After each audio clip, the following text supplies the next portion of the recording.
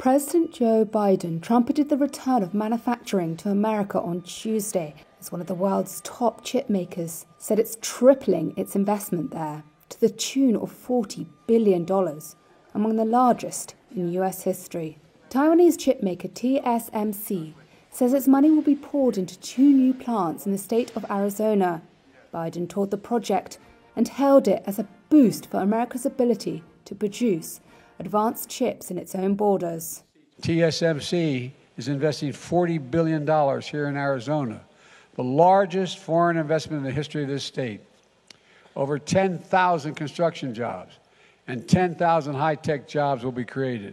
TSMC is the world's largest contract chip maker, and the chips it makes for its clients go in everything from fridges to fighter jets to iPhones.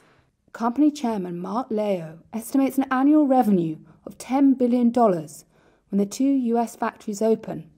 13,000 high-tech jobs are also expected to be created. And Apple, Nvidia and AMD all say they expect their chips to get made there. Apple CEO Tim Cook joined Biden at the facility on Tuesday.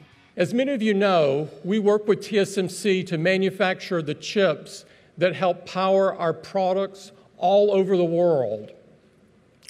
And we look forward to expanding this work in the years to come as TSMC forms new and deeper roots in America. The bigger bet from TSMC is a big win for Biden after supply chain issues disrupted the US economy early in his presidency. It also follows the passage this summer of Biden's Chips and Science Act, which provides $52 billion in subsidies for chip makers based in the US and has fostered investments from the likes of IBM. The reliance on advanced chips made within Taiwan has sparked concern as China has ramped up military pressure to assert its claims of sovereignty over the self-ruled island. Democrat Raphael Warnock is the winner of Georgia's Tuesday runoff, strengthening his party's razor-thin majority in the U.S. Senate. Y'all settle down now. Warnock's projected victory over his challenger, Republican Herschel Walker, was a narrow one. According to Edison Research, he led Walker just 50.8 to 49.2%, with 99% votes counted early Wednesday. It is my honor to utter the 4 most powerful words ever spoken in a democracy. The people have spoken. The win moves Georgia beyond a state that flipped blue to Democrats as something of a surprise in 2020 and cements it as a battleground state sure to play a big role in the 2024 presidential elections. Republican Walker was backed by former President Donald Trump, and his defeat is a setback for Trump as he seeks the GOP nomination to make a run at the White House. There's no excuses in life, and I'm not going to make any excuses now because we put up one heck of a fight. Walker's campaign was dogged by repeated gaffes. He ran as a vocal opponent of abortion, while reports emerged that he paid for multiple former girlfriends to have abortions, allegations that he denied. As news of Warnock's victory broke, a diverse group of supporters, young and old, broke into applause and dance, a reflection of the coalition that came together to support him. Democrats are now on track for a 51-seat majority in the 100-seat Senate. With an extra vote to spare, the party may not always need to court centrist senators like Joe Manchin and Kirsten Sinema while pursuing President Joe Biden's agenda for the next 2 years. A court in Argentina on Tuesday found Vice President Cristina Fernandez de Kirchner guilty of corruption. The left-wing politician has been sentenced to 6 years in jail and has been barred from holding public office. She will not, however, face immediate prison time, as her current role grants her temporary immunity. Fernandez de Kirchner, who served as president for 2 terms between 2007 and 2015, faced charges relating to the awarding of public contracts during her time in office. The court acquitted her on another count of illicit association. La condena real que dan. Soon after the sentencing, the powerful vice president, who denies any wrongdoing, hit out at the ruling, saying it revealed a, quote, Judicial mafia operated in a South American country. The case has divided Argentina, with thousands of Fernandez de Kirchner's supporters taking to the streets earlier in the day. This left-wing activist called the judges corrupt and said the case amounted to, quote, lawfare. The country is on edge after a long economic crisis and inflation heading towards 100%. Fernandez de Kirchner is expected to appeal Tuesday's ruling, with the case likely to spend years winding through higher courts. Donald Trump has been having one of the worst losing streaks since the old days of the Tampa Bay Buccaneers, when they went 0-23.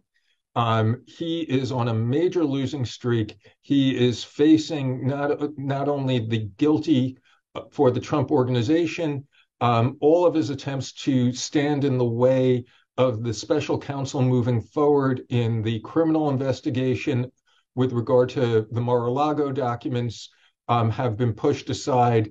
That case is going to move forward. The investigation by Fani Willis, the Fulton County DA down in Georgia, is moving forward. They've been able to get Mark Meadows to have to testify. Senator Lindsey Graham has had to testify. This is the part in Butch Cassidy and the Sundance Kid where they take a look out and they see the entire Bolivian army arrayed against them. They were charged with tax fraud and fraud, and they were found guilty. The Trump organization was found guilty on all counts. Alan Weisselberg, who is the former CFO and still an employee of the Trump organization, had previously pled guilty. And the ramifications are, since you can't send an organization to jail, there will be a fine, which may be as much as $1.6 million. That's the least of it.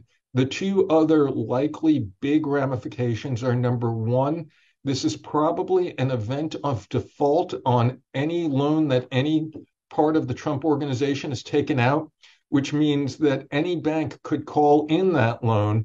And since interest rates have gone up, any bank that has a loan out to the Trump organization at, let's say, 3% or 4% may want to call that in because if they just lent the same money to somebody else right now, they could lend it out at 8%. So this might require the Trump organization to scramble to refinance a lot of loans.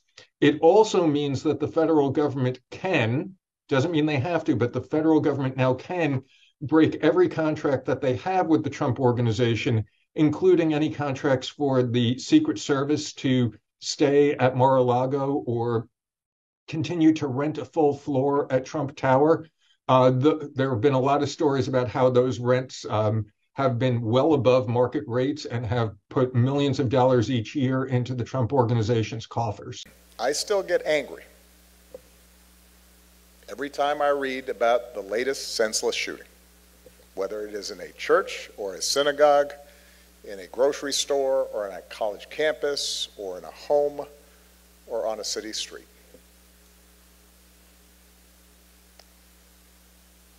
I still feel anger, and I hope you do too.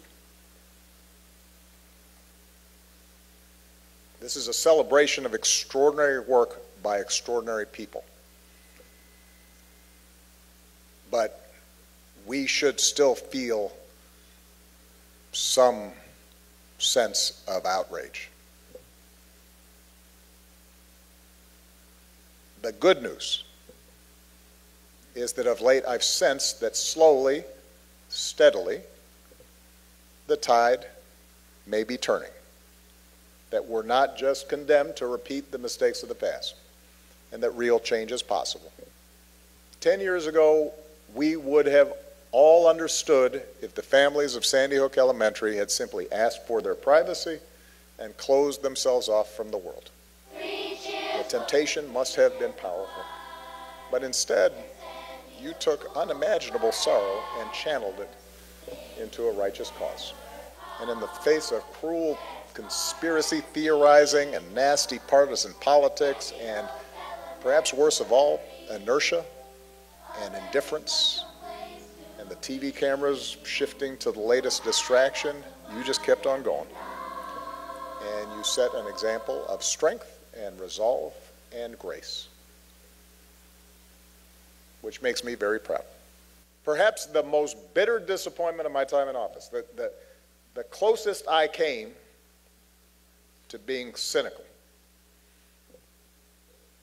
was the utter failure of Congress to respond in the immediate aftermath of the Sandy Hook shootings. To see almost the entire GOP, but also a decent number of Democrats, equivocate and hem and haw and filibuster and ultimately bend yet again to pressure from the gun lobby. And I would not have blamed the Sandy Hook families for giving up after that. I wouldn't have blamed them for falling into cynicism and disgust and despair. But Mark and Nicole told me then that they would not give up, that ending gun violence would be their life's work. And because they didn't give up, because they and advocates from all across the country refused to give up,